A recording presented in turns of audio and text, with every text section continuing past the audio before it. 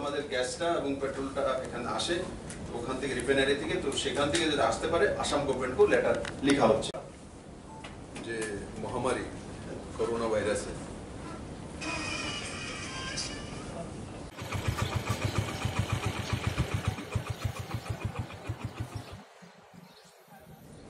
কালকে 2টা থেকে দুপুর 2টা থেকে 31 মার্চ পর্যন্ত ত্রিপুরাকে লকডাউন করা হচ্ছে।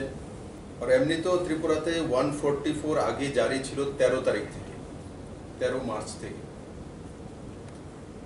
আমি সমস্ত ত্রিপুরাবাসীকে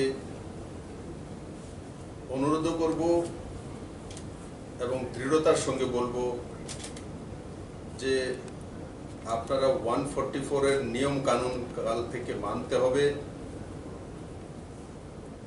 এবং 144 এ কি হয় সেই বিষয়ে আপনারা অবগত আছেন।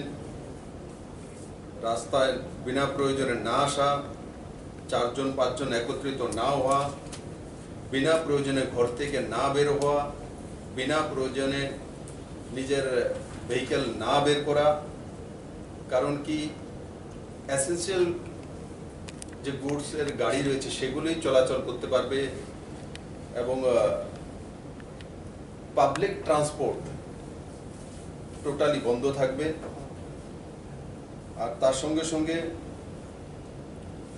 বিশেষ করে আমি বারবার বলছি যে বর্ডার এরিয়াতে যারা গ্রাম পঞ্চায়েতের প্রধান উপপ্রধান রয়েছেন, পঞ্চায়েত সমিতির চেয়ারম্যান ভাইস চেয়ারম্যান, যারা বিডিও রয়েছেন